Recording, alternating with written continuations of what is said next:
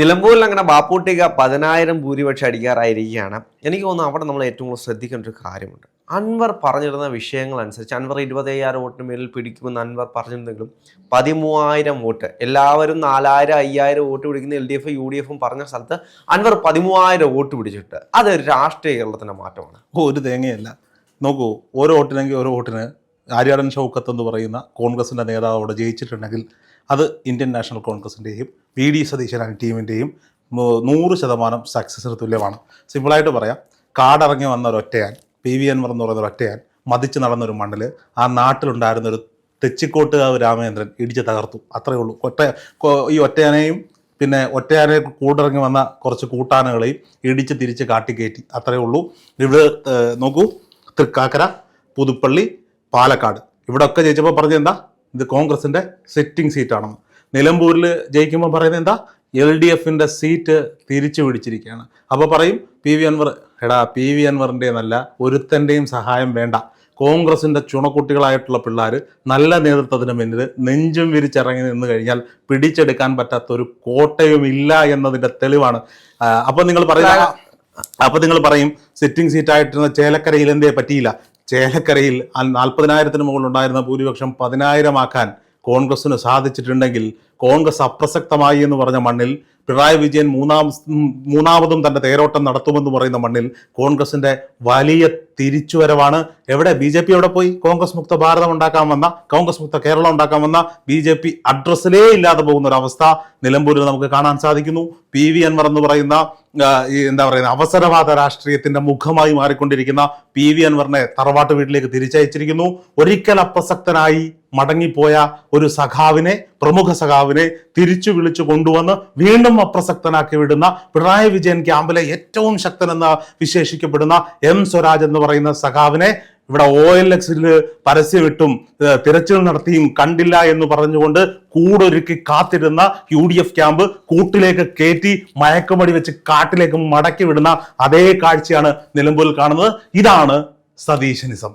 അല്ല, അതൊക്കെ ഓക്കെ, ശരിയാണ്. പക്ഷേ ഒരു ഇലക്ഷൻ ആകുമ്പോൾ നമ്മൾ ശ്രദ്ധിക്കേണ്ട ഒരു കാര്യങ്ങളുണ്ട്. അവിടെ ഏറ്റവും കൂടുതൽ ഭൂരിപക്ഷം ഉണ്ടാക്കുക, ജനങ്ങളുടെ ഇടയിലേക്ക് കൂടുതൽ വോട്ട് ഭൂരിപക്ഷം, അതായത് അടുത്ത തെരഞ്ഞെടുപ്പ് വരാൻ പോവുകയാണ്, അതിനു മുമ്പിട്ട് കൂടുതൽ ഭൂരിപക്ഷം എടുക്കുകയാണെങ്കിൽ ജനങ്ങൾക്കൊരു ചിന്ത വരും, ഇനിയും UDF ഭരിക്കാൻ പോകുന്നു എന്ന്. അപ്പൊ അൻവറിനെ കൂടെ ചേർത്ത് കൊടുത്തില്ലെങ്കിൽ ഈ 13,000 വോട്ട് കൂടെ ചേർത്ത് 25,000-ന് മേലിൽ ഭൂരിപക്ഷത്തിൽ സ്വന്തം തറവാട്ടിൽ ആമ്പുള്ളാരുള്ളപ്പം അയലോക്കത്തെ വീട്ടിൽ നിന്ന് വിളിച്ചു വരുത്തി ഒരുത്തിയെ കെട്ടിച്ചു കൊടുക്കേണ്ട കാര്യമൊന്നും കോൺഗ്രസിനില്ല. അത് അവരുടെ കാണിച്ചതാണ്. എടാ, നിലമ്പൂര് ആര്യാടൻ മുഹമ്മദിന്റെ മണ്ണാണ്. 30-35 വർഷക്കാലം അവിടുത്തെ ജനകീയ MLA ആയിരുന്ന, മലബാറിന്റെ മതേതര മുഖമായിരുന്ന ആര്യാടൻ മുഹമ്മദിന്റെ മരണശേഷം ആര്യാടൻ ഷൗക്കത്ത് എന്ന് പറയുന്ന സ്ഥാനാർത്ഥി അവിടെ മത്സരിക്കുമ്പോൾ ആര്യാടൻ ഷൗക്കത്ത് പരാജയപ്പെട്ട മണ്ണ. ആ പരാജയത്തിന്, സത്യത്തിന് അധികകാലം മറഞ്ഞിരിക്കാൻ കഴിയില്ല എന്ന തെളിവാണ് ഇന്ന്. നമുക്ക് VS-യുടെ പേരൊക്കെ പരിഗണിച്ചപ്പോൾ നമ്മളും പറഞ്ഞാണ് VS നല്ല സ്ഥാനാർത്ഥിയാണ്. പക്ഷെ അതല്ല, ആര്യാടൻ മുഹമ്മദിന്റെ മണ്ണിൽ ആര്യാടൻ ഷൗക്കത്ത് എന്ന് പറയുന്ന കോൺഗ്രസ്സുകാരൻ. ചിന്തിക്കേണ്ടത് ആര്യാടൻ മുഹമ്മദിന്റെ മകനായതുകൊണ്ട് മാത്രമല്ല ആര്യാടൻ ഷൗക്കത്തിനെ നമ്മൾ ഹൈലൈറ്റ് ചെയ്യുന്നത്. ഇല്ലേ, ബാലകൃഷ്ണ കൊണ്ടുവന്ന മകനെ കൊണ്ടുവന്ന് സിനിമയിൽ നിന്ന് പിടിച്ചുകൊണ്ടൊന്ന് മത്സരിപ്പിച്ച പോലൊന്നുമല്ല. ആര്യാടൻ ഷൗക്കത്ത് ചെറുപ്പകാലം മുതൽ KSUവിന്റെ കൊടി പിടിച്ച് വളർന്നു വന്ന കോൺഗ്രസിന്റെ നേതാവാ.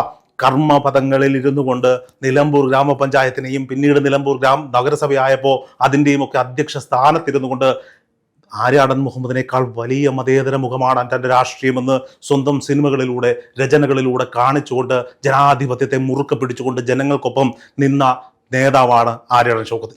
ഈ വിജയം ആര്യാടൻ ഷൗക്കത്തിനും ടീം കോൺഗ്രസിനും, അത് ടീം കോൺഗ്രസ് എന്ന് പറയുമ്പോൾ VD-യുടെ കോൺഗ്രസ്, KS-ന്റെ കോൺഗ്രസ്, ഈ പറയപ്പെടുന്ന RC-യുടെ കോൺഗ്രസ്, KS-ന്റെ കോൺഗ്രസ്, അങ്ങനെ ഓരോ നേതാക്കന്മാരെയും ഇഷ്ടപ്പെടുന്നവരെ സംബന്ധിച്ചിടത്തോളം ഇതൊരു ഗ്രൂപ്പിന്റെ വിജയമല്ല.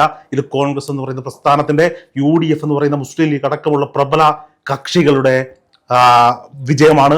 അത് വലിയ വിജയമാണ്, അത് ആഘോഷിക്കേണ്ടുന്ന വിജയം. പക്ഷെ അത് VD സതീശൻ എന്നൊട്ട് നേതാവിലേക്ക് ആ പേര് ചുരുങ്ങി ഒരിക്കലുമില്ല. എവിടെയാണ് ഷൗക്കത്തിനെ നിർത്തുന്നതിനകത്ത് പ്രധാന പങ്ക് വഹിച്ചത് VD സതീശനാണ്. PV അൻവറിനെ മാറ്റി നിർത്തുന്ന കാര്യത്തിൽ ഏറ്റവും കൂടുതൽ നിലപാടെടുത്തത് PV അൻവറിന് സീറ്റ് കൊടുക്കുന്നില്ല എന്ന തീരുമാനം VD സതീശൻ എടുത്തിട്ടുണ്ടെങ്കിൽ VD സതീശൻ്റെ നല്ല കേരള രാഷ്ട്രീയ ചരിത്രത്തിലെ ഏറ്റവും മികച്ച തീരുമാനമായിരുന്നു. അന്ന് VD സതീശൻ്റെ തീരുമാനം മോശമായി പോയെന്ന് സംശയമൊക്കെ നമ്മുടെ മനസ്സിലുണ്ടായിരുന്നു. എന്നാൽ ഒരു മോശവുമായിട്ടില്ല VDയുടെ നിലപാട്, VD സതീശൻ്റെ ഈ പറയപ്പെടുന്ന തീരുമാനങ്ങൾ, അതിന് ഈ പറയപ്പെടുന്ന നമ്മുടെ KC വേണുഗോപാൽ കൊടുത്ത സപ്പോർട്ട്. എന്തായാലും KC വേണുഗോപാലിന്റെ സപ്പോർട്ട് ഇല്ലാതെ അദ്ദേഹത്തിന് ഒരു തീരുമാനത്തിലേക്ക് എത്താൻ പറ്റില്ല. സുധാകരൻ അടക്കമുള്ള നേതാക്കന്മാർ ഈ പറയപ്പെടുന്ന നിലമ്പൂരിൽ PV അൻവറിനെ അക്കോമഡേറ്റ് ചെയ്യണമെന്ന നിലപാടെടുത്തപ്പോൾ രാത്രിയിൽ ഈ പറയപ്പെടുന്ന യൂത്ത് കോൺഗ്രസിന്റെ സംസ്ഥാന അധ്യക്ഷൻ നിലമ്പൂരിലെ PV അൻവറിന്റെ വീട്ടിലെത്തി അദ്ദേഹത്തെ സന്ദർശിച്ചപ്പോഴൊക്കെ അതൊന്നുമല്ല നിലപാട്, എൻ്റെ നിലപാട് ഇതാണ് എൻ്റെ പാർട്ടിയുടെ നിലപാട്, എൻ്റെ മുന്നണിയുടെ നിലപാട് എന്ന് പറഞ്ഞുകൊണ്ട് ശക്തമായി കൂടെ നിന്ന VD സതീശന്റെ നിലപാടിനെ അംഗീകരിച്ചുകൊണ്ട് കൂടെ നിന്ന കോൺഗ്രസിന്റെ AICC KPCC നേതൃത്വം, ഒപ്പം മുസ്ലിം ലീഗ് എന്ന് പറയുന്ന സംഘടന VD സതീശന്റെ തീരുമാനത്തിനൊപ്പം നിന്നു, ഒറ്റക്കെട്ടായി പ്രവർത്തിച്ചു. ഇപ്പൊ കൊടുക്കുന്ന സന്ദേശം എന്താണെന്നറിയും? 10,000 വോട്ടിന് പരം ഭൂരിപക്ഷം എന്ന് പറഞ്ഞാൽ ചെറിയ ഭൂരിപക്ഷമൊന്നുമല്ല. ചതുഷ്കോണ മത്സരം നടന്ന മണ്ഡലത്തിലാണ് അതെന്ന് നമ്മൾ ചിന്തിക്കണം. അവിടെ BJP ഉണ്ട്, PV അൻവർ ഉണ്ട്, CPM-ന്റെ ഏറ്റവും കരുത്തനായ, കിട്ടാവുന്നതിൽ ഏറ്റവും കരുത്തനായ സ്ഥാനാർത്ഥിയുണ്ട്. ഈ പത്തനംതിട്ടയിൽ നിന്ന് നമ്മുടെ രാഹുൽ മാങ്കൂട്ടത്തില് പാലക്കാട് പോയി മത്സരിച്ച പോലൊന്നുമല്ല. ഈ തൃപ്പൂണിത്തറക്കാരനൊന്നുമല്ല എം സ്വരാജിന്റെ സ്ഥലമാണ് നിലമ്പൂര്. എം സ്വരാജിന്റെ ഏരിയ കമ്മിറ്റിയും ലോക്കൽ കമ്മിറ്റിയും ബ്രാഞ്ച് കമ്മിറ്റിയും ഒക്കെ ഇരിക്കുന്നത് നിലമ്പൂരിലാണ്. അവിടെയാണ് നിലം തൊടാതെ ആളുകൾ ഏതാണ്ട് വൈരാഗ്യം വെച്ച് ഉറപ്പിച്ചതുപോലെ കാറ്റിൽ പറത്തി വിടുന്നത്. ഇത് സ്വരാജിനോട് മാത്രമുള്ള എതിർപ്പല്ല, ഇവിടുത്തെ പിണറായി സർക്കാരിനോടുള്ള എതിർപ്പാണ്, പിണറായി സത്യത്തിനോടുള്ള എതിർപ്പാണ്, ഈ പറയപ്പെടുന്ന PV അൻവറിനോടും കൂടിയുള്ള എതിർപ്പാണ്. ഇനി PV അൻവർ 13,000, 15,000, 20,000 വോട്ട് പിടിച്ചാൽ അതിനകത്ത് എന്താടാ തെറ്റ് പറയാൻ പറ്റുക? 9 വർഷക്കാലം ഭരണപക്ഷത്തിന്റെ MLA ആയിരുന്ന ഒരാളാ അല്ലേ? അല്ല, PV അൻവർ പിടിക്കുന്ന വോട്ടെന്ന് വെച്ച് കഴിഞ്ഞാൽ പിണറായി സത്തിനെതിരെയുള്ള വോട്ടുകൾ, പിണറായി സത്തിനെതിരെയുള്ള വോട്ടൊന്നും അല്ല. അങ്ങനെയാണെങ്കിൽ ഞാൻ ചോദിക്കട്ടെ, ഈ ആര്യാടൻ ഷൗക്കത്തിനെ ആദ്യം പരാജയപ്പെടുത്തിക്കൊണ്ട് PV അൻവർ അധികാരത്തിലെത്തിയപ്പോൾ അത് പിണറായി വിജയനോടുള്ള സ്നേഹം കൊണ്ടുള്ള വോട്ടായിരുന്നു? അല്ല. ഭരണവിരുദ്ധ വികാരം എങ്ങനെയാണെങ്കിലും നിങ്ങൾ ചിന്തിക്കണം ഒരു കാര്യമുണ്ട്. ആരാണ് PV അൻവർ? നിലമ്പൂരിൽ ആരാണ് PV അൻവർ? സ്വാതന്ത്ര്യ സമര സേനാനിയായിരുന്ന ഒരു സേനാനിയുള്ള കുടുംബത്തിൽ നിന്ന ആളാ, കോൺഗ്രസ് പാരമ്പര്യമുള്ള ആളാ. അപ്പൊ സ്വാഭാവികമായിട്ടും ആര്യാടൻ മുഹമ്മദ് ഇല്ലാത്ത മണ്ണിൽ ഈ പറയപ്പെടുന്ന PV അൻവർ കുറച്ച് വോട്ടുകൾ കോൺഗ്രസിൽ നിന്നും BJP നിന്നും ഒക്കെ പിടിച്ചെടുത്തു. LDF സ്വതന്ത്രമായി വന്നപ്പോൾ കോൺഗ്രസ് വോട്ടുകൾ അങ്ങോട്ട് മാറി.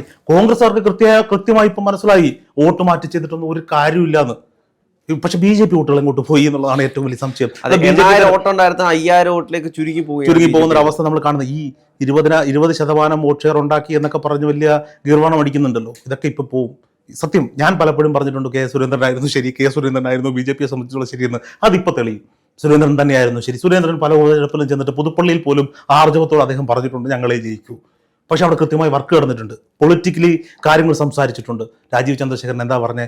ഒരു ഇലക്ഷൻ്റെ പോലും ആവശ്യമില്ല. അങ്ങനെയാണോ ഒരു ഇലക്ഷൻ മുഖത്തേക്കുമ്പോൾ ഒരേ ഒരു വോട്ടറേ BJPക്ക് ഉള്ളൂവെങ്കിലും, ഒരു നിയോജക മണ്ഡലത്തിൽ ഒരേ ഒരു വോട്ടേ ഉള്ളൂവെങ്കിലും അവനെ സുഖിപ്പിക്കണം, അവന് ആത്മാർത്ഥമായി ജോലി ചെയ്യാനുള്ള കോൺഫിഡൻസ് കൊടുക്കണം നേതാക്കന്മാർ. അതാണ് ഒരു രാഷ്ട്രീയ പ്രവർത്തനം. കളവൊരുക്കി കൊടുക്കണം. ഇവിടെ എന്താ ചെയ്തേ? ഏതോ ഒരുത്തനെ വിളിച്ചുകൊണ്ട് വന്ന് അവിടെ സ്ഥാനാർത്ഥിയാക്കി നിർത്തി അവൻ ക്രിസ്ത്യാനിയായിട്ട് കുറച്ച് വോട്ട് കിട്ടിക്കൊള്ളുന്നു പറഞ്ഞു. ഇവിടുത്തെ കൊള്ളാവുന്ന ജനാധിപത്യ ബോധ്യമുള്ള ക്രിസ്ത്യൻ സമൂഹവും ആർക്കോട്ട് ചെയ്തു? ആര്യാടൻ ഷൗക്കത്തിന് വോട്ട് ചെയ്തു. ആ കാഴ്ചയാണ് അവിടെ കാണുന്നത്. PV അൻവറിനെ സംബന്ധിച്ചിടത്തോളം ഇനി ഏതൊരു MLA ആയിക്കൊള്ളട്ടെ, അയാൾ അവിടെ നിന്ന മണ്ഡലത്തിൽ സ്വാഭാവികമായിട്ടും 15,000, 20,000 വോട്ടേ പിടിക്കുന്നുള്ളൂ എങ്കിൽ അത് PV അൻവറിന്റെ പരാജയമാണേ. 9 വർഷം അടികളൊന്നും ചെയ്തിട്ടില്ല എന്നുള്ളതാണ്. അല്ലാതെ പിന്നെ എല്ലാവരും അങ്ങ് പറയാണ് കറുത്ത കുതിരയായി PV അൻവർ. ഒരു തേങ്ങയില്ല.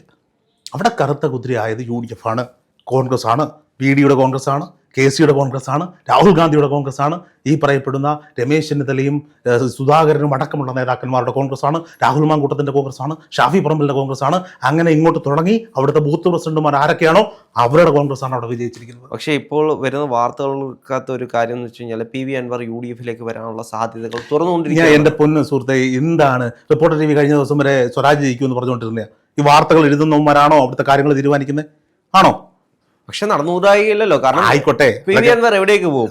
LDFിലേക്ക് പോകാൻ കഴിയില്ല, UDFിലേക്കും പോകാൻ കഴിയില്ലെങ്കിൽ പിന്നെ എങ്ങോട്ട് പോകും? ഞാൻ ചോദിക്കട്ടെ, കഴിഞ്ഞ ദിവസവും AP അനിൽകുമാറിനെ എടാ പോടാ എന്ന് വിളിച്ച, AP അനിൽകുമാറിനെ വണ്ടൂരിൽ നിന്ന് നിയമസഭ കാണിക്കില്ല എന്ന് പറഞ്ഞ, VD സതീശന്റെ ഭവന പദ്ധതികളുടെ ഫയല് ഇപ്പോഴും വിജിലൻസിന്റെ കസ്റ്റഡിയിൽ ഇരിക്കുന്നു എന്ന് പറഞ്ഞ, രാഹുൽ ഗാന്ധിയുടെ പിതൃത്വത്തെ ചോദ്യം ചെയ്ത, അതായത് രാജീവ് ഗാന്ധി ആണോ രാഹുൽ ഗാന്ധിയുടെ അച്ഛൻ, DNA പരിശോധിക്കണമെന്ന് പറഞ്ഞ ഒരുത്തനെ എടുത്ത് കോൺഗ്രസ് നെഞ്ചത്ത് വെക്കുമെങ്കിൽ വെക്കട്ടെ. ആ പാർട്ടിയുടെ അധോഗതി നല്ലത് എന്താ പറയാൻ പറ്റുക?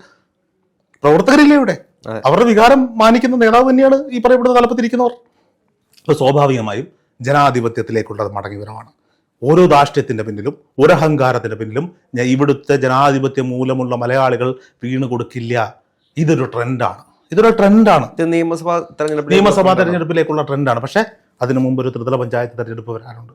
അവിടെ ആർക്ക് സ്കോർ ചെയ്യാൻ പറ്റുന്നു അതിനനുസരിച്ചിരിക്കും നിയമസഭ. പക്ഷേ നിങ്ങൾ നോക്കൂ, ഈ 5 വർഷത്തിനിടയിൽ വന്ന തിരഞ്ഞെടുപ്പുകൾ തൃക്കാക്കരയിൽ എന്താ സംഭവിച്ചത്? ഭൂരിപക്ഷം ഉയർത്തിയോ? പുതുപ്പള്ളിയിൽ ഉമ്മൻചാണ്ടി പരാജയതുല്യമായ വിജയം നേടിയെടുത്ത് ചാണ്ടി ഉമ്മൻ എന്ന് പറയുന്ന നേതാവ്, ഉമ്മൻചാണ്ടിയുടെ ഓർമ്മകൾ നിൽക്കുന്ന പുതുപ്പള്ളിയിൽ വലിയ ഭൂരിപക്ഷം നേടിയോ? പാലക്കാട് ഷാഫി പറമ്പിൽ എന്ന് പറയുന്ന നേതാവ് കഷ്ടപ്പെട്ട് ജയിച്ചെടുത്ത് വലിയ ഭൂരിപക്ഷത്തിൽ രാഹുൽ മാങ്കൂട്ടത്തിൽ ജയിച്ചോ? 40,000 ഭൂരിപക്ഷത്തിൽ നിന്ന് 10,000 ഭൂരിപക്ഷത്തിലേക്ക് കൊണ്ടുവന്ന് രമ്യ ഹരിദാസ് അർദ്ധവിജയം നേടിയോ?